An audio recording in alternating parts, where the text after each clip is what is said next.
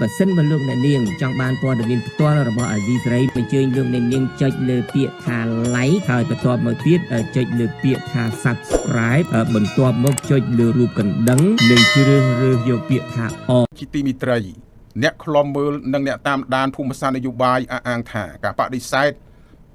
ឧក្រិដ្ឋកម្មអនឡាញរបស់លោកនាយរដ្ឋមន្ត្រីហ៊ុនម៉ាណែតនឹងផ្ដល់ពេលវេលាបន្ថែមទៀតឲ្យភាគីថៃឈ្លានពានទឹកដីខ្មែរនិងមិនបានសង្គ្រោះកម្ពុជាពីបទឧក្រិដ្ឋឆ្លងដែននោះទេដើម្បីជ្រាបច្បាស់សូមទស្សនាសេចក្តីរាយការណ៍របស់កញ្ញាកែវមរកតដូចតទៅអ្នកខ្លំមើលនឹងតាមដានភូមិសាស្ត្រនយោបាយហៅការផ្ដល់បទសម្ភាសន៍របស់លោកហ៊ុនម៉ាណែតជាមួយនឹងកាសែតបរទេសដែលថារដ្ឋាភិបាលមិនជាប់ពាក់ព័ន្ធនឹងពួកឧក្រិដ្ឋជនឆ្លងដែនថាគឺជាលេសដើម្បីកិច្ចចេញពីការទទួលខុសត្រូវចំពោះមុខជោគវាសនាជាតិមិនមែនជាឆន្ទៈចង់បោសសម្អាតឧស្សាហកម្មឆបោកអនឡាញដែលមានទំហំទឹកប្រាក់រាប់ពាន់លានដុល្លារនៅកម្ពុជាឡើយលោកសេងវ៉ាន់លីអ្នកតាមដានភូមិសាស្ត្រនយោបាយបានប្រាប់ VOD នៅថ្ងៃទី26 កុម្ភៈនេះថារដ្ឋាភិបាលលោកហ៊ុនម៉ាណែតគួរឈប់ប្រើពាក្យត្រឹមតែបដិសេធហើយងាកមកបង្ហាញនូវសកម្មភាពជាក់ស្ដែងតាមរយៈការវះកាត់ផ្ទៃក្នុងយ៉ាងស៊ីជម្រៅដោយគ្មានការលើកលែងបន្ថែមពីនេះទៀតលោកហ៊ុនម៉ាណែតត្រូវហ៊ានចាត់វិធានការច្បាប់លើក្រុមអង្គការទាំងឡាយណាដែលជាខ្នងបង្អែកក្រុមឧក្រិដ្ឋជនឆបោកទាំងនោះបើទោះបីជាបុគ្គលទាំងនោះមានទំនាក់ទំនងជិតស្និទ្ធនឹងគ្រួសារអ្នកដឹកនាំយ៉ាងណាក្តីនីតិវិធីបដិសេធឲ្យខ្វះសកម្មភាពបង្ក្រាបប្រព័ន្ធលើមន្ត្រីជាន់ខ្ពស់និងអង្គការដែលជាខ្នងបង្អែកឧក្រិដ្ឋជនកំពុងផ្ដល់ឱកាសមាសឲ្យថៃប្រើប្រាស់បញ្ហានេះជាលេសបង្កើនភាពស្របច្បាប់លើឆាកអន្តរជាតិដើម្បីដាក់សម្ពាធនិងឈ្លានពានលើអធិបតេយ្យភាពកម្ពុជាជាបន្តទៀតក្រោមរូបភាពនៃការអនុវត្តច្បាប់ឆ្លងដែនកាលណាកម្ពុជាខ្លាយជាជំរកមជ្ឈមណ្ឌលឆបោកដែលបង្កវិបត្តិដល់ពលរដ្ឋសកលវានឹងធ្វើឲ្យកម្ពុជាបាត់បង់អំណាចតតាំងផ្នែកការទូតហើយចុងក្រោយមានតែពលរដ្ឋខ្មែរប៉ុណ្ណោះដែលត្រូវបន្តរងទុក្ខវេទនាពីការរើសអើងប្រតិកម្មនេះធ្វើឡើងក្រោយពីលោកនាយករដ្ឋមន្ត្រីហ៊ុនម៉ាណែតនៅថ្ងៃពុធសប្តាហ៍នេះបានផ្ដល់បទសម្ភាសន៍ដល់កាសែត AFP ដោយបដិសេធថារដ្ឋាភិបាលរបស់លោកមិនបានសុំក្រឡុំជាមួយនឹងក្រុមឧក្រិដ្ឋជនឆបោកតាមអនឡាញនោះទេលោកទទួលស្គាល់ថាមជ្ឈមណ្ឌលឆបោកអនឡាញបានបំផ្លាញនៅសេដ្ឋកិច្ចកម្ពុជានិងមានឈ្មោះអាស្រូវលើឆាកអន្តរជាតិឆ្លើយតបទៅនឹងសារនេះអ្នកសិក្សាផ្នែកច្បាប់និងអភិបាលកិច្ចតាមបែបប្រជាធិបតេយ្យលោកវ៉ាន់ចាន់ឡូតផ្ដល់អនុសាសន៍ថាលោកហ៊ុនម៉ាណែតត្រូវបង្ហាញឆន្ទៈមោះមុតស្ដារមុខមាត់កម្ពុជាឡើងវិញលើឆាកអន្តរជាតិដោយត្រូវបោះសម្អាតអំពើឆបោកអនឡាញចេញពីកម្ពុជាឲ្យអស់លោកថារដ្ឋាភិបាលត្រូវបង្ហាញភាពស្មោះត្រង់ដោយសហការជាមួយអន្តរជាតិដើម្បីដោះស្រាយបញ្ហានេះដោយយុត្តិធម៌បោសសម្អាតទៅលើបញ្ហាមួយនេះទី2ឆន្ទៈនយោបាយដ៏មោះមុតដើម្បីធ្វើយ៉ាងម៉េចឲ្យកម្ពុជាក្លាយទៅជាប្រទេសមួយដែលអាចស្ដារទំនុកចិត្តក៏ដូចជាកម្ពុជាឈានទៅដល់ការបោសសម្អាតឧក្រិដ្ឋជនអនឡាញឬក៏អំពើឆបោកអនឡាញចេញពីកម្ពុជាតែម្ដងលោកសេងវ៉ាន់លីបន្ថែមថាដើម្បីឆ្លើយតបនឹងរបាយការណ៍របស់អាមេរិកនិងស្ដារនូវកិត្តិយសកម្ពុជាពីឧស្សាហកម្មខ្មៅងងឹតនេះរដ្ឋាភិបាលលោកហ៊ុនម៉ាណែតត្រូវឈប់បដិសេធរួចងាកមកបង្ហាញនូវសកម្មភាពជាក់ស្ដែងតាមរយៈការវះកាត់ផ្ទៃក្នុងយ៉ាងស៊ីជម្រៅដោយគ្មាននូវការលើកលែងណាមួយទោះជាយ៉ាងណាប្រធានអង្គការប្រជាធិបតេយ្យខ្មែរដែលមានមូលដ្ឋាននៅប្រទេសអូស្ត្រាលីលោកសឹងសានករណាយល់ថារដ្ឋាភិបាលត្រូវពន្លឿនផ្ដល់សំណងដល់ជនរងគ្រោះនិងពលរដ្ឋដែលចាញ់បោកក្រុមឧក្រិដ្ឋជនជាផ្នែកមួយដែលឲ្យអន្តរជាតិមើលឃើញថាប្រព័ន្ធយុត្តិធម៌នៅកម្ពុជាអាចទុកចិត្តបានឡើងវិញចឹងគួរតែពិនិត្យនិងផ្ដល់សំណងឲ្យសមរម្យណាមួយដោយយុត្តិធម៌ដល់ត្រឡប់ទៅគាត់វិញដើម្បីឲ្យគេមើលឃើញថាការអនុវត្តផ្លូវច្បាប់អីទាំងអស់នេះវាសុទ្ធសឹងតែជារឿងធ្វើឡើងដោយយុត្តិធម៌ហើយត្រឹមត្រូវច្បាស់លាស់តែគេអាចមើលឃើញថាប្រព័ន្ធយុត្តិធម៌នៅក្នុងប្រទេសកម្ពុជានឹងគឺជាប្រព័ន្ធមួយគេអាចទុកចិត្តបានឡើងវិញបាទកន្លងទៅស្ថាប័នអន្តរជាតិធ្លាប់រកឃើញថាមន្ត្រីមានអំណាចនៅក្នុងជួររដ្ឋាភិបាលចំនួន27រូបជាប់ពាក់ព័ន្ធយ៉ាងជ្រៅជាមួយបណ្ដាញឧក្រិដ្ឋជនឆ្លងដែនក្នុងនោះក៏បាននិយាយចំពោះអ្នកអង្គការហ៊ុនតូផងដែរដែលត្រូវជាបងប្អូនជីដូនមួយជាមួយនឹងលោកហ៊ុនម៉ាណែតថាជាប់ពាក់ព័ន្ធយ៉ាងជ្រៅទៅនឹងបទឧក្រិដ្ឋលាងលុយកខ្វក់និងបណ្ដាញឧក្រិដ្ឋកម្មឆ្លងដែនលំដាប់ពិភពលោកយ៉ាងណាបើតាមលោកសេងវ៉ាន់លីបន្ថែមថារដ្ឋាភិបាលត្រូវបង្កើតគណៈកម្មាធិការស៊ើបអង្កេតឯករាជ្យដោយមានការចូលរួមពីអន្តរជាតិដើម្បីត្រួតពិនិត្យនៅប្រភពទុននិងសកម្មភាពរកស៊ីរបស់ក្រុមហ៊ុនធំៗដែលរងនឹងការសង្ស័យជាជាងគ្រាន់តែដើរបង្ក្រាបទ្រង់ទ្រាយតូចតាចដើម្បីបង្ក្រប់កិច្ចឲ្យផុតពីមាត់អន្តរជាតិបន្ថែមពីនេះបើគ្មានការផ្ដន់ទាទោសជនដៃដល់ពិតប្រាកដនិងរឹបអូសទ្រព្យសម្បត្តិដែលបានមកពីរបបទុច្ចរិតទាំងនោះទេកម្ពុជានឹងនៅតែជាប់ឈ្មោះនៅក្នុងបញ្ជីខ្មៅដដែលហើយទំនុកចិត្តពីអ្នកវិនិយោគស្អាតស្អំព្រមទាំងសេចក្តីថ្លៃថ្នូររបស់កម្ពុជានៅលើឆាកអន្តរជាតិនឹងនៅតែបន្តធ្លាក់ចុះនាងខ្ញុំកៅមរកត VOD បាទលោកនាងជាទីមេត្រីពាក់ព័ន្ធទៅនឹងបញ្ហាចំនួនព្រំដែនដែលថៃឈ្លានពានកម្ពុជានេះវិញកាលពីថ្ងៃទី25ខែកុម្ភៈនេះមានការទម្លាយវីដេអូពីសកម្មភាពយោធាថៃប្រើ excavator ឈូសកំទេចស្នាក់ការប៉ូលីសអន្តរប្រវេសន៍កម្ពុជានៅអូស្មាច់ខេត្តឧត្តរមានជ័យដែលការនេះ ជំរុញឲ្យមានការលើកឡើងថាជាចេតនារបស់ថៃដើម្បីបំបត្តិភស្តុតាងដើម្បីសម្រេចមហិច្ឆតាលាបទឹកដីខ្មែរតជំនាន់ដើម្បីជ្រាបច្បាស់សូមទស្សនាសេចក្តីរាយការណ៍របស់កញ្ញាតារារតដូចតទៅថ្មីនេះយោធាថៃបានបង្ហាញសកម្មភាពឈូសបំផ្លាញប៉ុស្តិ៍ត្រួតពិនិត្យខ្មែរនៅច្រកអូស្មាច់ខេត្តឧត្តរមានជ័យក្រោយថៃធ្វើសង្គ្រាមឈ្លានពានកម្ពុជាខណៈកម្ពុជាបន្តតស៊ូមតិផ្នែកការទូតប្រឆាំងថៃឈ្លានពានមិនទាន់ប្តឹងថៃទៅតុលាការអន្តរជាតិដើម្បីដាក់សម្ពាធឲ្យថៃដកកងទ័ពចេញពីដីខ្មែរជាង40ទីតាំងអ្នកតាមដាននិយាយថាសកម្មភាពរបស់ថៃដែលថៃបានបំផ្លិចបំផ្លាញហេដ្ឋារចនាសម្ព័ន្ធខ្មែររួមទាំងវត្តអារាមខ្មែរគឺថៃចង់បំបត្តិភស្តុតាងដើម្បីសម្រេចមហិច្ឆតាលាបទឹកដីខ្មែរការនេះពួកគេបារម្ភថាទឹកដីខ្មែរដែលថៃឈ្លានពានបានជាង40ទីតាំងនឹងត្រូវបាត់បង់ទៅប្រទេសថៃជារៀងរហូតបើមេដឹកនាំកម្ពុជាមិនប្តឹងទៅតុលាការអន្តរជាតិដើម្បីទាមទារត្រឡប់មកវិញទេនោះកាលពីថ្ងៃទី25កុម្ភៈឆ្នាំ2026នេះមានការចែកចាយវីដេអូពីសកម្មភាពយោធាថៃប្រើ Excavator ឈូសកំទេចការិយាល័យឬស្នាក់ការប៉ូលីសអន្តរប្រវេសន៍កម្ពុជានៅច្រកអូស្មាច់ខេត្តឧត្តរមានជ័យតាមប្រភពវីដេអូរៀបរាប់ថាស្នាក់ការអន្តរប្រវេសន៍ខ្មែរនៅច្រកអូស្មាច់ស្រុកសំរោងខេត្តឧត្តរមានជ័យត្រូវបានយោធាថៃប្រើ Excavator ឈូសកំទេចអស់ហើយបងប្អូនខ្មែរយោធាថៃខុសខើណាស់លើសពីនេះកាលពីថ្ងៃទី30ខែធ្នូឆ្នាំ2025កន្លងទៅយោធាថៃក៏បានប្រើគ្រឿងចាក់ឈូសឆាយកំទេចវត្តជោគជ័យរបស់ខ្មែរនិងបណ្ដេញព្រះសង្ឃខ្មែរចេញពីវត្តភ្លាមដោយទុករយៈពេល20នាទីជុំវិញបញ្ហានេះតំណាងរាស្ត្របកប្រឆាំងលោកអ៊ុំសំអានចាត់ទុកសកម្មភាពយោធាថៃឆ្លុះបញ្ចាំងថាថៃកំពុងតែចង់សម្រេចមហិច្ឆតាលាបទឹកដីខ្មែរដើម្បីបំបត្តិភស្តុតាងលោកថាសកម្មភាពយោធាថៃបំផ្លាញប៉ុស្តិ៍ត្រួតពិនិត្យរបស់ខ្មែរនៅច្រកអូស្មាច់ខេត្តឧត្តរមានជ័យនេះហាក់ជាការប្រមាថមើលងាយជាតិសាសន៍ខ្មែរនិងឆ្លុះបញ្ចាំងពីកំសោយមេដឹកនាំក្នុងការការពារទឹកដីលោកចាត់ទុកទង្វើយ៉ាងកក្លឿនរបស់យោធាថៃទាំងការបំផ្លាញប៉ុស្តិ៍ត្រួតពិនិត្យខ្មែរបំផ្លាញវត្តអារាមជីកប្រឡាយរាយលក់បន្លាដាក់ទូកុងតឺន័ររំលោភដីខ្មែរនេះជាមហិច្ឆតាថៃលេបទឹកដីខ្មែរយ៉ាងច្បាស់ការបំផ្លិចបំផ្លាញហេដ្ឋារចនាសម្ព័ន្ធរបស់ខ្មែរនៅក្នុងទឹកដីខ្មែរហ្នឹងគឺបង្ហាញថាថៃមានមហិច្ឆតាឈ្លានពានយកទឹកដីហ្នឹងកាន់កាប់ជាទឹកដីរបស់ខ្លួនគឺគេបំបត្តិភស្តុតាងនៃការកាន់កាប់របស់ខ្មែរមុនពេលច្បាំងគ្នាហ្នឹងហើយគេនឹងសាងសង់ជាសំណង់រឹងដូចជាវត្តអារាមមន្ទីរពេទ្យសាលារៀនផ្លូវចាក់បេតុងថ្មីហើយនឹងអគាររដ្ឋអីជាដើមនៅពេលអនាគតណាដូចគេកសាងអភិវឌ្ឍនៅលើកោះគូតអញ្ចឹងទៅសហគមន៍អន្តរជាតិគេយល់ថាទឹកដីហ្នឹងថៃគ្រប់គ្រងថៃកាន់កាប់មិនមានខ្មែរយើងកាន់កាប់ផងដូច្នេះមុនក្រោយនឹងខ្លាយទៅជារបស់ថៃការនេះលោកសំអានយល់ថារដ្ឋាភិបាលគ្រួសារហ៊ុនត្រូវទទួលខុសត្រូវទាំងស្រុងចំពោះបញ្ហានេះត្រូវធ្វើយ៉ាងណាទាមទារទឹកដីខ្មែរវត្តអារាមនិងប្រាសាទបុរាណខ្មែរត្រឡប់មកឲ្យកម្ពុជាវិញត្រង់ន័យនេះលោកបញ្យល់ថាទូនាទីមេដឹកនាំត្រូវការពារបូរណភាពទឹកដីសន្តិសុខជាតិនិងអាយុជីវិតពលរដ្ឋប៉ុន្តែបើរដ្ឋាភិបាលហ៊ានធ្វើឲ្យបាត់បង់ទឹកដីឬកាត់ដីខ្មែរឲ្យបរទេសត្រូវមានទោសក្បត់ជាតិត្រង់ចំណុចនេះលោកសំអានជំរុញឲ្យរដ្ឋាភិបាលកម្ពុជាត្រូវពន្លឿនប្តឹងថៃទៅតុលាការអន្តរជាតិ ICJ និង ICC រួមទាំងសហប្រធានកិច្ចព្រមព្រៀងទីក្រុងប៉ារីសដើម្បីទាមទារទឹកដីខ្មែរនិងសងជំងឺជាតិខ្មែរមកក្នុងនាមខ្ញុំជាពលរដ្ឋខ្មែរក្នុងនាមជាអ្នកនយោបាយពិតជាមានអារម្មណ៍ជឿចាប់មែនទែនរហូតដល់សក់ទឹកភ្នែកនៅពេលដែលឃើញបរទេសជិតខាងហ្នឹងបំផ្លិចបំផ្លាញហេដ្ឋារចនាសម្ព័ន្ធរបស់កម្ពុជាមានវត្តអារាមមានលំនៅឋានផ្ទះរបស់ប្រជាពលរដ្ឋប៉ុស្តិ៍នគរបាលប៉ុស្តិ៍ត្រួតពិនិត្យនៅតាមជាដែនជាដើមយើងពិតផ្សាយមែនទែននៅពេលឃើញការបំផ្លិចបំផ្លាញយ៉ាងនេះពីសំណាក់ប្រទេសជិតខាងដែលឈានពីទឹកដីខ្មែរយើងហើយដោយអត់មានការទប់ស្កាត់ពីមេដឹកនាំខ្មែរក៏ប៉ុន្តែយើងឃើញលោកហ៊ុនសែនលោកហ៊ុនម៉ាណែតដូចជាមិនខ្វល់ខ្វាយរឿងនោះទេគាត់ដូចជាសប្បាយលោកហ៊ុនសែននេះដល់ចូលរួមពិធីមង្គលការគូនអុកញ៉ាគូអ្នកធំចឹងទៅឃើញគាត់ដល់ថតរូបនៅក្នុងសាលដែលរៀបចំពិធីមង្គលការថតផ្កាថតអីចឹងណាជុំវិញបញ្ហានេះអ្នកនាំពាក្យរដ្ឋាភិបាលកម្ពុជាលោកប៉ែនបូណាថ្លែងនាថ្ងៃទី26កុម្ភៈនេះថាកម្ពុជាតាមរយៈរដ្ឋាភិបាលលោកហ៊ុនម៉ាណែតផ្ទាល់និងរដ្ឋមន្ត្រីការបរទេសលោកប្រាក់សុខុនបាននឹងកំពុងដើរការទូតដើម្បីបង្ហាញទៅសហគមន៍អន្តរជាតិពីទង្វើរបស់យោធាថៃដែលរំលោភយកដីខ្មែរតាមរយៈការប្រើប្រាស់កងកម្លាំងប្រដាប់អាវុធលោកបន្តថាការខិតខំប្រឹងប្រែងរបស់កម្ពុជាលើឆាកអន្តរជាតិដើម្បីបង្ហាញថាការការពារបូរណភាពទឹកដីនិងប្រជាពលរដ្ឋគឺជាអាទិភាពខ្ពស់បំផុតរបស់រដ្ឋាភិបាលនិងប្រឆាំងដាច់ខាតចំពោះការរំលោភបំពានលើបូរណភាពទឹកដីនិងសេចក្តីថ្លៃថ្នូររបស់ប្រជាជាតិខ្មែរ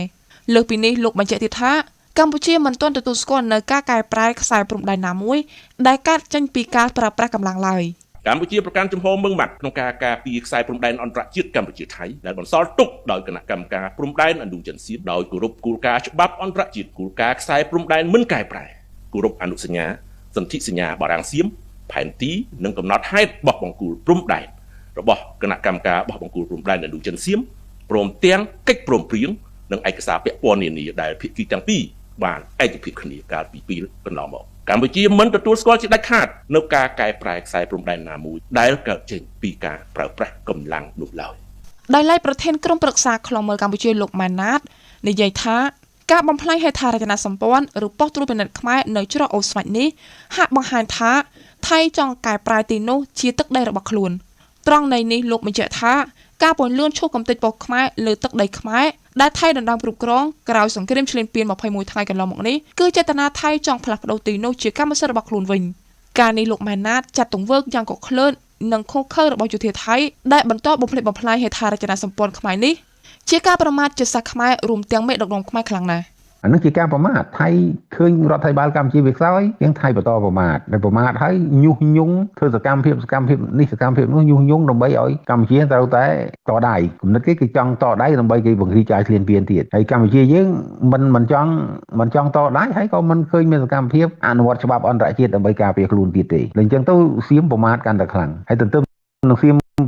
ប្រមាថកម្ពុជាហើយរដ្ឋាភិបាលកម្ពុជាខ្លួនឯងហ្នឹងធ្វើទុកបុកម្នេញដល់ប្រជាពលរដ្ឋខ្មែរដែលនិយាយរឿងព្រំដែននិយាយការពិតនឹងទៀតសម្រាប់លោកម៉ែនណាតរំលឹកមេដឹកនាំកម្ពុជាថា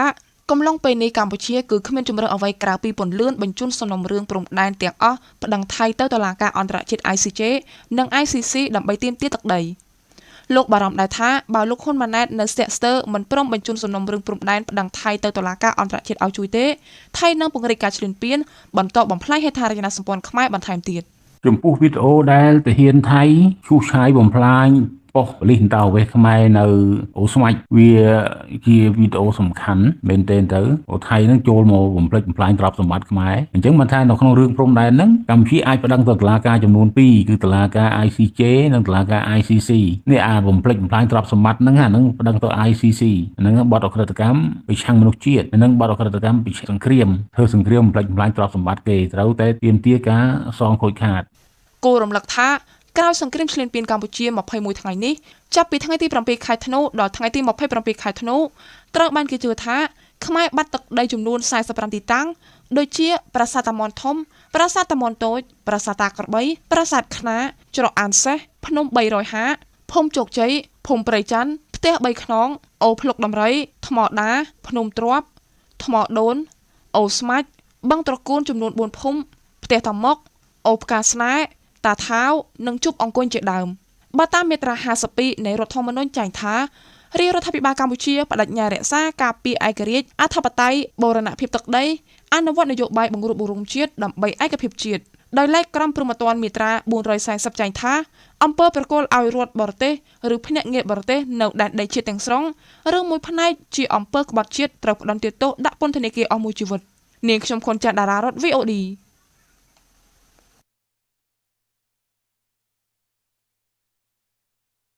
លោកនាងជាទីមេត្រីមណ្ឌលធនធានពលករទេសន្តប្រវេសថ្មីមួយទៀតត្រូវបានសម្ពោធដាក់ឲ្យដំណើរការនៅក្នុងខេត្តសៀមរាបក្នុងគោលបំណងពង្រីកការផ្សព្វផ្សាយនិងផ្តល់សេវាគាំទ្រដល់ពលករកម្ពុជាជាពិសេសអ្នកដែលបម្រើការងារក្នុងវិស័យនេសាទនិងកែច្នៃអាហារសមុទ្រមន្ត្រីការងារថាមជ្ឈមណ្ឌលនេះនឹងជួយលើកកម្ពស់ជីវភាពក៏ដូចជាការការពារពលករកម្ពុជាជៀសផុតពីការរំលោភសិទ្ធិការងារយោងតាមការចុះផ្សាយរបស់អង្គការអន្តរជាតិខាងការងារ ILO នៅថ្ងៃទី26ខែកុម្ភៈនេះមណ្ឌលធនធានពលករទេសន្តប្រវេសនៅខេត្តនេះនឹងដើរតួនាទីសំខាន់នៅក្នុងការផ្តល់ព័ត៌មានអំពីការធ្វើទេសន្តប្រវេសដោយសុវត្ថិភាពផ្តល់ការបណ្ដុះបណ្ដាលសិទ្ធិការងារនិងជួយដោះស្រាយបណ្ដឹងតាមផ្លូវច្បាប់ក្រៅពីការគាំទ្រពលករដែលត្រៀមចេញទៅក្រៅប្រទេសមណ្ឌលនេះក៏ផ្ដោតលើការជួយសមាហរណកម្មពលករដែលវិលត្រឡប់មកវិញតាមរយៈនៃការផ្ដល់សេវាគាំទ្រផ្នែកផ្លូវច្បាប់និងកម្មវិធីលើកកម្ពស់ជីវភាពដើម្បីឆ្លើយតបទៅនឹងបញ្ហាប្រឈមនានាដូចជាបំណុលនិងភាពអត់ការងារធ្វើគំនិតផ្ដួចផ្ដើមនេះកើតឡើងក្រោមការសហការរវាងអង្គការភ្នំស្រីដើម្បីអភិវឌ្ឍ និងមន្ទីរការងារនិងបណ្ដុះបណ្ដាលវិជ្ជាជីវៈខេត្តដោយមានការគ្រប់គ្រងថវិកាពីសហភាពអឺរ៉ុបតាមរយៈនៃកម្មវិធីរបស់អង្គការអន្តរជាតិខាងការងារ ILO តំណាងសហភាពអឺរ៉ុបប្រចាំកម្ពុជាបានបញ្ជាក់ថាទេសសន្តិប្រវេសការងារឬការធ្វើការក្រៅប្រទេសគឺជាប្រភពចំណូលដ៏សំខាន់សម្រាប់ពលរដ្ឋកម្ពុជាដោយថាជាក់ស្ដែងនៅក្នុងឆ្នាំ2024ប្រាក់បញ្ញើពីពលករមានចំនួនជិត$3,000 លានសហរដ្ឋអាមេរិកស្មើនឹង 6.1% នៃ GDP ប្រទេសកម្ពុជាលោកបន្តថាការបង្កើតមជ្ឈមណ្ឌលនេះគឺជាការផ្ដល់ភាពអង្គអាចនឹងការការពារដល់ពលកររាប់ពាន់នាក់ឲ្យជៀសផុតពីការរំលោភការងារនិងការបង្ខំឲ្យធ្វើការដោយស្ម័គ្រចិត្តជាមួយគ្នានេះដែរអនុរដ្ឋលេខាធិការក្រសួងការងារនិងបណ្ដុះបណ្ដាលវិជ្ជាជីវៈលោកតាំងភេងរិទ្ធីបានបង្ហាញទំនុកចិត្តថាមណ្ឌលនេះនឹងក្លាយទៅជាយន្តការដ៏រឹងមាំក្នុងការជំរុញឲ្យសម្រេចបាននៅការងារសមរម្យសម្រាប់ពលករកម្ពុជាគ្រប់រូបគម្រោងមជ្ឈមណ្ឌលធនធានពលករទេសសន្តិប្រវេសគឺជាផ្នែកមួយនៃកម្មវិធីថ្នាក់តំបន់សិទ្ធិពលករនេសាទនៅអាស៊ីអាគ្នេយ៍ដែលអនុវត្តដោយអង្គការអន្តរជាតិខាងការងារ ILO សហការជាមួយនឹងអង្គការអន្តរជាតិទេសសន្តិប្រវេស IMO រួមជាមួយនឹងអង្គការស្បៀងអាហារនិងកសិកម្មរបស់អង្គការសហប្រជាជាតិដើម្បីធានានិរន្តរភាពនៃខ្សែសង្វាក់ផ្គត់ផ្គង់អាហារសមុទ្រតាមរយៈការធ្វើចំណាកស្រុកដោយសុវត្ថិភាពគូបញ្ជាក់ថាមជ្ឈមណ្ឌលធនធានពលករទេសសន្តិប្រវេសនៅកម្ពុជាមានទីតាំងនៅក្នុងខេត្តចំនួន7រួមមានរាជធានីភ្នំពេញខេត្តកំពង់ធំព្រៃវែងកំពង់ចាមបន្ទាយមានជ័យបាត់ដំបងនិងសៀមរាបដែលទើបសម្ពោធថ្មីនេះបាទលោកនាងជាទីមេត្រីនៅថ្ងៃទី26ខែកុម្ភៈនេះសាលារាជធានីភ្នំពេញបានប្រកាសសារក្រមលើសំណុំរឿងសុំនៅក្រៅឃុំនិងបន្តនីតិវិធីសវនាការលើអង្គសេចក្តីលើសំណុំរឿងរបស់លោកធូវ៉ាឃីមសកម្មជនសង្គមមួយរូបដែលត្រូវបានចោទប្រកាន់ពីបទញុះញង់ក្រោយពីលោកបានបញ្ចេញមតិនៅលើបណ្ដាញសង្គមជុំវិញបញ្ហាសង្គមយ៉ាងណាក៏ដោយលោកធូវ៉ាឃីមបានស្នើឲ្យតុលាការទម្លាក់បទចោទពួកគេករណីនេះមេធាវីបានជំទាស់ទៅនឹងការសម្រេចរបស់សាលាដំបងរាជធានីភ្នំពេញនិងថានឹងវិភាគជាមួយកូនក្តីដើម្បីប្តឹងឧទ្ធរណ៍កញ្ញាខុនចន្ទររតរាយការណ៍បន្ថែមព័ត៌មាននេះមេធាវីឲ្យដឹងថាសកម្មជនលោកធូវ៉ាឃីមបានបន្តស្នើដល់តុលាការក្រុងភ្នំពេញទម្លាក់បទចោទលើរូបគាត់ស្របពេលដែលតុលាការបានបដិសេធសំណើសុំដោះលែងឲ្យមានសេរីភាពវិញដោយថាអ្វីដែលគាត់បានផុសនៅលើបណ្ដាញសង្គមគ្រាន់តែជាការបញ្ចេញមតិនិងមិនមានចេតនាញុះញង់បង្កឲ្យមានភាពវឹកវរក្នុងសង្គមដោយការចោទប្រកាន់ការស្នើនេះបានធ្វើឡើងនៅក្នុងសវនាការលើអង្គសេចក្តីដែលមានជនជាប់ចោទលោកធូវ៉ាឃីមនៅថ្ងៃទី26ខែកុម្ភៈនេះក្រោយពីតុលាការបានប្រកាសសារក្រមលើសំណើសុំឲ្យដោះលែងនៅក្រៅឃុំរបស់យុវជនធូវ៉ាឃីមនៅព្រឹកថ្ងៃដដែលនេះដែរលោកឡាវជុនធីមេធាវីការពារក្តីឲ្យលោកធូវ៉ាឃីមបានឲ្យដឹងក្រោយពីសវនាការនៅព្រឹកថ្ងៃប្រហ័សនេះថាតុលាការបានប្រកាសសារក្រមដោយបដិសេធចំពោះសំណើសុំនៅក្រៅឃុំរបស់លោកធូវ៉ាឃីមរឿងសុំដោះលែងឲ្យមានសេរីភាពនៅក្រៅឃុំអញ្ចឹងពីប្រកាសសារក្រមហើយថាមិនអនុញ្ញាតឲ្យទេបាទគេអានសេចក្តីសម្រេចណាបាទសេចក្តីសម្រេចហ្នឹងឥឡូវគាត់ថាសុំប្តឹងឧទ្ធរណ៍អញ្ចឹងណាអញ្ចឹងថាជារៀបចំប្តឹងឧទ្ធរណ៍តាមនីតិវិធីលោកមេធាវីឡាវជុនធីបន្តថាក្រោយបដិសេធសំណើសុំនៅក្រៅឃុំរួចតុលាការបានបន្តនីតិវិធីសួរដេញលើអង្គសេចក្តីដែលកូនក្តីរបស់លោកជាប់ចោទពីបទញុះញង់បង្កឲ្យមានភាពវឹកវរធ្ងន់ធ្ងរដល់សន្តិសុខសង្គមលោកបន្តថាក្នុងសវនាការនោះតុលាការបានសួរដេញដោលពីការផុសនៅលើបណ្ដាញសង្គមរបស់លោកធូវ៉ាឃីមថាតើធ្វើឡើងក្នុងគោលបំណងអ្វីហើយលោកវ៉ាឃីមបានឆ្លើយតបទៅតុលាការវិញថាការផុសនោះគ្រាន់តែជាការបញ្ចេញមតិនិងក្តីបារម្ភអំពីបញ្ហាក្នុងសង្គមក្នុងនាមគាត់ជាយុវជនម្នាក់ហើយក៏មិនមានចេតនាណាមួយទៅញុះញង់នរណាម្នាក់ឲ្យធ្វើអ្វីមួយឡើយគេសួរមួយថាតើយើងបានបញ្ចេញមតិនៅលើចំណុចនេះចំណុចនោះអីចឹងណាបាទហើយសំខាន់គាត់ថាវាជាការបញ្ចេញមតិរបស់គាត់ហើយគាត់អត់មានចេតនាទៅញុះញង់ឲ្យនរណាមួយធ្វើអំពើអ្វីទេចាអញ្ចឹងណាក្នុងនាមគាត់ជាយុវជនគាត់មានសំណុំពរអីសំណុំពរសុំឲ្យតុលាការមេត្តា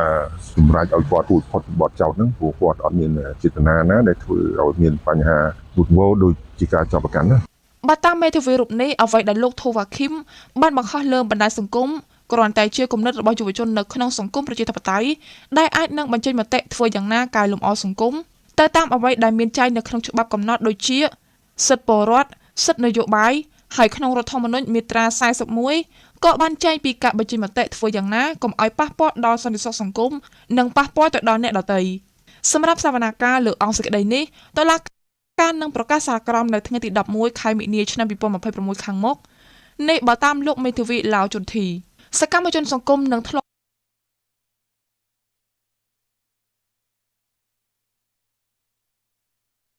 ជាអតីតព្រះសង្ឃមួយអង្គលោកធូវ៉ាឃីមអាយុ23ឆ្នាំត្រូវបានសមត្ថកិច្ចចាប់ខ្លួនកាលពីយប់ថ្ងៃទី26ខែកញ្ញាឆ្នាំ2025បើតាមអង្គការសិទ្ធិមនុស្សលីកាដូលោកវ៉ាឃីមជាយុវជនដែលបានបន្តសកម្មភាពនិយមរបស់លោកក្នុងការលើកឡើងពីបញ្ហាសង្គមនានាដូចជាបញ្ហាសិទ្ធិមនុស្សបញ្ហាដីធ្លីការស្នើសុំដោះលែងយុវជនជាសកម្មជនសង្គមនិងបរិស្ថាននានារួមទាំងបញ្ហាព្រំដែនជាដើមម្ដាយរបស់លោកធូវ៉ាឃីមគឺអ្នកស្រីឌឺកឈៀងរស់នៅខេត្តព្រៃវែងដែលបានមកតាមដានសវនាការនៅសាលាដំបងរាជធានីភ្នំពេញដែរនោះបានបង្ហាញការសោកស្ដាយដែលតុលាការសម្រេចបន្តឃុំខ្លួនកូនរបស់គាត់នៅក្នុងពន្ធនាគារយ៉ាងណាអ្នកស្រីនៅតែបន្តស្នើដល់តុលាការពិចារណាក្នុងការទម្លាក់បទចោទនិងដោះលែងកូនរបស់អ្នកស្រីវិញកូនខ្ញុំដូចគេថាវាមានរឿងហេតុអីសត្វមកចោទប្រកាន់កូនខ្ញុំអញ្ចឹងខ្ញុំទទួលយកបានទេខ្ញុំសូមសំណូមពរតុលាការឲ្យមេធាវីក៏ឲ្យជួយកូនខ្ញុំឲ្យបានចេញពីក្រៅឃុំលែងដូចថាប្រកាន់ជ្រុលសម្ដីបន្តិចបន្តួចនឹងសុំអត់ទោសដូចគេថាលែងប្រកាន់កែទៅខ្ញុំចេះនិយាយញ័រសាច់នាយកទទួលបន្ទុកកិច្ចការទូតនៃអង្គការការពារសិទ្ធិមនុស្សលីកាដូលោកអំសំអាតយល់ថាតុលាការគួរពិចារណាក្នុងការទម្លាក់បទចោទនិងដោះលែងលោកធូវ៉ាឃីមឲ្យមានសេរីភាពវិញ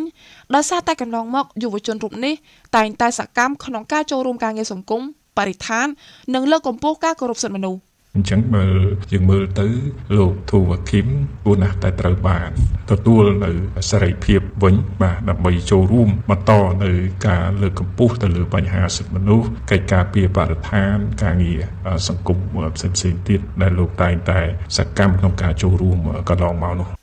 បើតាមអង្គការលីកាដូគិតមកដល់ពេលនេះមានអ្នកនយោបាយសកម្មជននយោបាយសកម្មជនបរិស្ថានសកម្មជនសង្គមនិងពលរដ្ឋជិត100នាក់ហើយដែលត្រូវបានចាប់ខ្លួននិងកំពុងជាប់ឃុំក្រោមការចាប់ប្រកាន់ពីបទល្មើសព្រហ្មទណ្ឌមួយចំនួនដោយសារតែភាពសកម្មនិយមឬការបញ្ចេញមតិពីបញ្ហាសង្គមនិងបញ្ហាព្រំដែននេះបញ្ហានេះលីកាដូនិងអង្គការសង្គមស៊ីវិលមួយចំនួនក៏ធ្លាប់បានអំពាវនាវឲ្យមានការដោះលែងអ្នកទាំងនោះជាបន្ទាន់និងទម្លាក់ចោលបទចាប់ប្រកាន់ក៏ដូចជាអនុញ្ញាតឲ្យពួកគេបន្តសកម្មនិយមដើម្បីឲ្យកម្ពុជាកាន់តែប្រសើរឡើង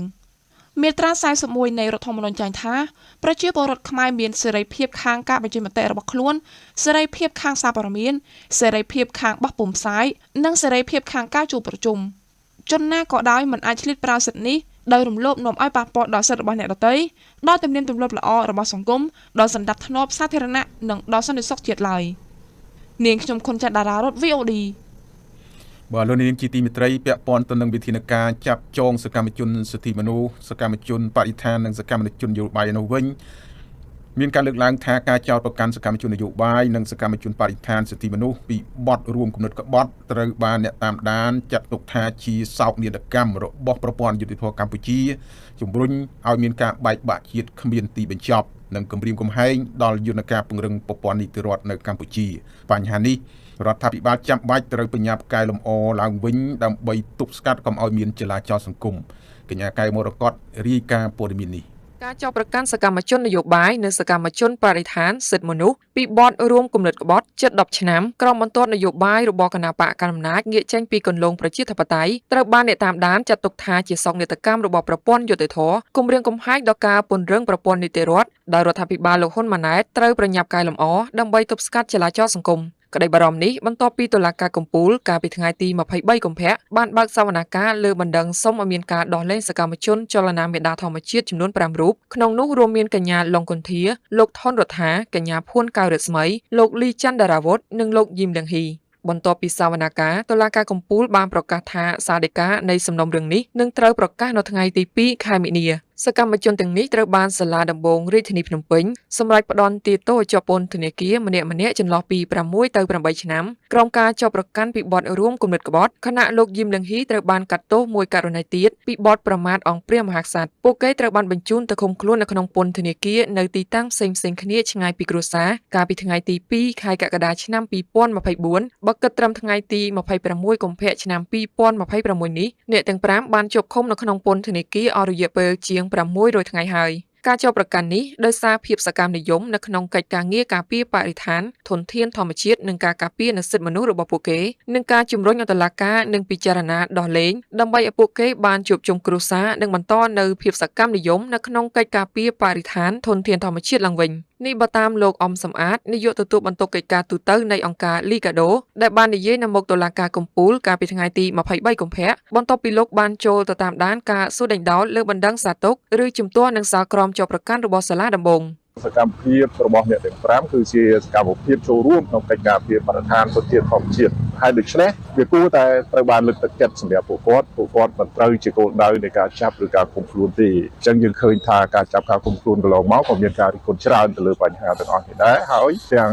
អង្គការជាតិអង្គការអន្តរជាតិរួមទាំងក្រុមប្រឹក្សាសិទ្ធិមនុស្សផងគឺបានទទួលស្នើសុំឲ្យមានការដោះលែងពួកគាត់ឲ្យមានសេរីភាពវិញជាមួយគ្នានេះអ្នកស្រីប៉ាត់រស្មីដែលជាភរិយាសកម្មជនចលនាមេដាធម្មជាតិលោកថនរដ្ឋាបានឲ្យដឹងថានៅក្នុងសវនកម្មស្វាមីរបស់អ្នកស្រីបានស្នើតុលាការដោះលែងរូបគាត់និងសកម្មជនបរិស្ថាន4នាក់ផ្សេងទៀតដើម្បីបានទៅរស់នៅជួបជុំគ្រួសារនិងបន្តនៅសកម្មភាពចូលរួមការពារនៅធនធានធម្មជាតិជាបន្តទៀតនិងក៏ជាការបើកផ្លូវឲ្យមានការផ្សះផ្សាបង្រួបបង្រួមជាតិផងដែរក្នុងនាមខ្ញុំជាភរិយាខ្ញុំសង្ឃឹមថាតុលាការនឹងពិចារណាដោះលែងពួកគាត់ទាំង5នាក់ឲ្យមានសេរីភាពឡើងវិញដើម្បីការពារធនធានធម្មជាតិក៏ដូចជាបង្ហាញថាឥឡូវនេះប្រទេសកម្ពុជាយើងពិតជាមានការរួបរวมគ្នាមែនពិតជាមានការសាមគ្គីគ្នាមែនព្រោះអីយើងដឹងស្រាប់ហើយថាឥឡូវនេះប្រទេសយើងកំពុងតែជួបការឈានពានពីថៃអញ្ចឹងគួរណាស់តែតុលាការដោះលែងពួកគាត់ឲ្យមានសេរីភាពឡើងវិញដើម្បីជាការសរបញ្ជាក់ឲ្យឃើញថាខ្មែរយើងពិតជាមានការរួបរวมសាមគ្គីគ្នាមែនចំណែកលោកអ៊ូច័ន្ទរតសហស្ថាបនិកគណៈបកកាយតម្រង់កម្ពុជាបានប្រាប់វិរិថាវាចាំបាច់ណាស់ដែលកម្ពុជាត្រូវពង្រឹងវិស័យនីតិរដ្ឋឡើងវិញពីព្រោះគេមិនអាចចេះតែចោទប្រកាន់ធ្វើការកាត់ទោសនិងការបញ្ជូនទៅដាក់ពន្ធនាគារងាយៗពេកចំពោះអ្នកដែលសកម្មនៅក្នុងកិច្ចការងារសង្គមអ្នកការពារនៅបរិស្ថានអ្នកបញ្ចេញមតិពីបញ្ហាសង្គមបូករួមទាំងអ្នកសារព័ត៌មានដែលត្រូវបានចោទប្រកាន់ពីបទញុះញង់ឬរួមគំនិតក្បត់នោះទេលោកលើកឡើងថាការចោទប្រកាន់និងការសម្រេចឃុំខ្លួនទៅលើបុគ្គលណាម្នាក់គួរតែត្រូវបានបើកការស៊ើបអង្កេតដោយឯករាជ្យមានភស្តុតាងរឹងមាំគួរឲ្យជឿទុកចិត្តបានមិនអាចយកភស្តុតាងកំពេចកំពកយកមកធ្វើការចោទប្រកាន់ហើយសម្រេចឃុំខ្លួនដោយករណីមួយចំនួនដែលធ្វើឲ្យមានរឿងអយុត្តិធម៌នោះទេព្រោះនៅប្រទេសគេដែលមានយុត្តិធម៌កម្រិតស្តង់ដារមែនទែនផុសតាងល្មមហ្នឹងគេមិនអាចបានភ្លាមឃើញភ្លាមចោតប្រកាន់ភ្លាមអីមិនងាយទេគេនៅស្រាវជ្រាវនៅតាមដាននៅស្អីច្រើនណាស់មកតែធ្វើការចោតប្រកាន់មួយណាប៉ុណ្ណឹងហើយនៅតែជួនកាលមានការឆ្លោះឆ្លួយផងហើយតម្រាំតែយើងងាយពេកបែបនេះវាធ្វើឲ្យឆ្លោះឆ្លួយនឹងច្រើនមែនទែនផ្ដល់ភាពអយុត្តិធម៌នឹងច្រើនទៅសកម្មជននយោបាយសកម្មជនបរិស្ថានអ្នកបញ្ចេញមតិអ្នកសារព័ត៌មានជាដើមអញ្ចឹងហើយទល់ពង្រឹងវិស័យយុត្តិធម៌នឹងវិស័យច្បាប់នឹងណាបើមិនអញ្ចឹងទេមានតែប្រជាពលរដ្ឋនៅក្នុងសង្គមនឹងលែងមានសកម្មភាពមានន័យថាទៅជាពលរដ្ឋអសកម្មលែងធ្វើសកម្មភាពដើម្បីការពារផលប្រយោជន៍រួមដូចជាបរិស្ថានជាដើមអញ្ចឹងសិទ្ធិមនុស្សឬក៏ការពាររឿងព្រំដែនរឿងអីហ្នឹងលែងចេញលែងហ៊ានទៅអតីតតំណាងរាជគណៈបកសង្គ្រោះជាតិរូបនេះលើកឡើងថាបច្ចុប្បន្នសូម្បីតែសេរីភាពបញ្ចេញមតិរបស់អ្នកនយោបាយដែលមាននៅនិន្នាការមិនស្របនឹងរដ្ឋាភិបាលក៏ជួបការលំបាកដែរគឺងាយនឹងរងគ្រោះដោយសារតែប្រព័ន្ធយុត្តិធម៌ពីព្រោះករណីខ្លះអ្នកការពារនៅផលប្រយោជន៍ជាតិផលប្រយោជន៍រួមបើជាត្រូវរងគ្រោះដល់ខ្លួនទៅវិញលោកថាប្រសិនបើមិនមានការកែតម្រង់ប្រព័ន្ធយុត្តិធម៌ឲ្យបានទាន់ពេលវេលាទេនោះកម្ពុជានឹងកាន់តែធ្លាក់ចុះទន់ខ្សោយដុនដាបទៅដោយសារមិនមានការចូលរួមរិះគន់ដើម្បីស្ថាបនាជាមួយគ្នានេះលោកមេតសវណ្ណារាប្រធានគណៈបកចំនួនថ្មីក៏បានប្រាប់ VOD នៅថ្ងៃទី25កុម្ភៈនេះផងដែរថារដ្ឋាភិបាលក៏ដូចជាស្ថាប័នរដ្ឋដទៃទៀតជាពិសេសស្ថាប័នតុលាការគួរលើកទឹកចិត្តឲ្យយុវជនចូលរួមនៅក្នុងកិច្ចការងារសង្គមផ្សេងៗរួមទាំងការងារការពារបរិស្ថាននិងបណ្ដុះផ្នត់គំនិតយុវជនឲ្យមានគំនិតជាតិនិយមចូលរួមនៅការការពារផលប្រយោជន៍ជាតិជាជាងការដាក់ទោសយុវជនធ្ងន់ធ្ងរដែលជាការបំបាក់នៅទឹកចិត្តយុវជនឲ្យភ័យខ្លាចធ្វើឲ្យពួកគេមិនហ៊ានចូលរួមនៅក្នុងកិច្ចការងារសង្គមលោកបន្តថាលោកមិនមានអ្វីដែលទៅជ្រៀតជ្រែកទៅលើកិច្ចការតុលាការឬក៏ចំណាត់ការរបស់រដ្ឋាភិបាលចំពោះករណីយុវជន5រូបដែលត្រូវបានកាត់ទោសឲ្យជាប់ពន្ធនាគារពី6ទៅ8ឆ្នាំនោះទេពីព្រោះវាជាឆន្ទានុសិទ្ធិរបស់តុលាការប៉ុន្តែលោកចង់ឃើញឆន្ទានុសិទ្ធិរបស់ចៅក្រមនៅក្នុងការសម្រេចក្តីគឺពិតជាឈលលើជំហរឯករាជ្យអព្យាក្រឹតមិនលំអៀងដោយសារហេតុផលនយោបាយទៅជាបង្កើតបទឧក្រិដ្ឋដល់យុវជនដែលគ្រាន់តែធ្វើការការពារនៅព្រៃឈើបែរជាមានទោសហើយអ្នកដែលបំផ្លាញព្រៃឈើបែរជារួចទោសមានបុណ្យមានស័ក្តិទៅវិញ ចឹងខ្ញុំថាក្នុងន័យបណ្ដុះស្មារតីជាតិនិយមដោយដែលខ្ញុំបានអះអាងគឺថាយើងធ្វើយ៉ាងម៉េចឲ្យយុវជនមានស្មារតីជាតិនិយមស្រឡាញ់ជាតិទាំងផ្នែកនយោបាយទាំងផ្នែកបរិស្ថានទាំងផ្នែកសង្គមផ្សេងដែលជាប្រយោជន៍បង្កើតនៅសុភមង្គលវិបុលភាពនិងសន្តិសុខមនុស្សជាតិខ្ញុំថាអាចនឹងមានការអត់ឱនអធិស្ឋានអភ័យទានពីរដ្ឋាភិបាលក្នុងការស្នើឲ្យមានការលើកលែងទោសពីព្រះមហាក្សត្រហើយយើងមានការណែនាំអប់រំពួកគាត់ឲ្យយល់អ្វីដែលជាប្រយោជន៍ជាតិអ្វីដែលធ្វើទៅមានការខុសឆ្គងជាជាងយើងប្រមានជាជាងយើងបំបាក់ស្មារតីជាតិនិយមរបស់ពួកគាត់ឲ្យគាត់លួសព្រលឹងនៅពេលដែលតុលាការកំពូលក្រុងនឹងប្រកាសសាលដីកាសំណុំរឿងយុវជនទាំង5រូបនៅថ្ងៃទី2ខែមីនាអង្គការចលនាមេដាធម្មជាតិបានបង្ហោះឃ្លីបវីដេអូនៅលើ Facebook របស់ខ្លួនដោយចោទសួរជាសំណួរថាគ្រាន់តែការពារបរិស្ថានក្បត់ជាដែរប្រឆាំងអំពើពុករលួយក្បត់ជាដែរគ្រាន់តែការពារនៅធនធានធម្មជាតិក្បត់ជាដែរលើពីនេះប្រភពនោះថាការចោទប្រកាន់យុវជនខ្មែរដែលការពារនៅបរិស្ថានពីបទរួមគំនិតក្បត់ថាជាសោកនាដកម្មដ៏ធំមួយនៅក្នុងប្រព័ន្ធយុត្តិធម៌ខ្មែរនិងទាមទារឲ្យតុលាការគិតគូរដល់ប្រយោជន៍ជាតិហើយទម្លាក់បទចោទប្រកាន់ចំពោះយុវជនទាំង5រូបក្រៅពីនេះមេដាធម្មជាតិបានគូបញ្ជាក់ថានៅពេលដែលសកម្មជនត្រូវបានចាប់ខ្លួនដើម្បីបំបិទមាត់វាហាក់ដូចជាជំរុញឲ្យមានបទល្មើសធនធានធម្មជាតិកើនឡើងមេដាធម្មជាតិនិយាយក្នុងសម្ដីដើមថាគណៈសេរីភាពសារព័ត៌មានត្រូវបានគម្រាមកំហែងអ្នកហ៊ាននិយាយការពិតពីបញ្ហាសង្គមបញ្ហាស្រុកទេសត្រូវបានបំបិទមាត់ធ្វើឲ្យមានការបំផ្លាញធម្មជាតិកើតឡើងដោយសេរីលើពីនេះមេដាធម្មជាតិចង្អុលបង្ហាញថាអុកញ៉ាត្រីភិបដែលជាមេឈ្មោះឈើធំបំផុតរកស៊ីកាប់បំផ្លាញព្រៃឈើដើម្បីចិញ្ចឹមគណបកប្រជាជននៃគ្រួសារហ៊ុនថាឪត្រីភិបល្បីបំផ្លាញព្រៃឈើយកឈើលក់ទៅវៀតណាមចំណែកឯកូនត្រីដាឡុចគឺល្បីខាងកំទេចភ្នំយករ៉ែធ្វើអាជីវកម្មបំផ្លាញនៅធនធានធម្មជាតិឲ្យវិនាសអន្តរាយហើយអ្នកដែលហ៊ាននិយាយរិះគន់លើការបំផ្លាញធនធានធម្មជាតិគឺសុទ្ធតែត្រូវបានគេហៅថាក្បត់ជាតិ VOD មិនអាចទាក់ទងសុំការអធិប្បាយជំវិញបញ្ហានេះពីអ្នកនាំពាក្យតុលាការកំពូលអ្នកស្រីម៉ៅធីតានិងលោកសេងឌីណាអ្នកនាំពាក្យក្រសួងយុតិធធម៌បានទេគិតត្រឹមម៉ោងផ្សាយនេះជុំវិញរឿងនេះលោកសេងវ៉ាន់លីអ្នកតាមដានភូមិសាស្ត្រនយោបាយក៏បានសរសេរលើបណ្ដាញសង្គមរបស់លោកថាការបន្តឃុំខ្លួនសកម្មជនមេដាធម្មជាតិគឺជាការបើកដៃឲ្យឧក្រិដ្ឋជនបំផ្លាញសម្បត្តិជាតិដោយសេរីលោករំលឹកថាការលះបង់របស់ក្រុមយុវជនចលនាមេដាធម្មជាតិនៅក្នុងការការពារធនធានធម្មជាតិគឺជាវីរភាពដ៏ធំធេងដែលស្ដែងឲ្យឃើញតាមរយៈការហ៊ានប្រឈមមុខនឹងគ្រោះថ្នាក់ដើម្បីបម្រើនៅឧត្តមប្រយោជន៍ជាតិសម្រាប់លោកវ៉ាន់លីនៅពេលដែលសកម្មជនទាំងនេះត្រូវបានចាប់ខ្លួនដោយអាជ្ញាធរនៃរដ្ឋាភិបាលក្រុងភ្នំពេញវាមិនត្រឹមតែជាការរំលោភបំពានទៅលើសិទ្ធិសេរីភាពជាមូលដ្ឋានរបស់បុគ្គលម្នាក់ៗប៉ុណ្ណោះទេប៉ុន្តែវាគឺជាការកាត់ផ្តាច់នូវសម្លេងយុត្តិធម៌និងការបិទភ្នែកចំពោះសកម្មភាពការពារបរិស្ថានដែលកំពុងរងគ្រោះជាការកត់សម្គាល់ចាប់តាំងពីបន្ទាត់នយោបាយរបស់គណបកកណ្ដាលអំណាចរំលាយប្រព័ន្ធពហុបកជា10ឆ្នាំមកនេះបានបន្សល់ទុកនៅជនរងគ្រោះជាច្រើនដែលក្នុងនោះមានទាំងសកម្មជននយោបាយដែលមាននៅនិន្នាការប្រជាធិបតេយ្យសកម្មជនសិទ្ធិមនុស្សបរិស្ថានរួមទាំងអ្នករងគ្រោះរាប់ម៉ឺននាក់ទៀតដែលចាញ់បោកក្រុមអុកញ៉ាលក់អចលនទ្រព្យដែលស្និទ្ធទៅនឹងមេដឹកនាំធ្វើឲ្យយុត្តិធម៌ពួកគេត្រូវបានផ្អឹបទុកចោលច្រើនឆ្នាំ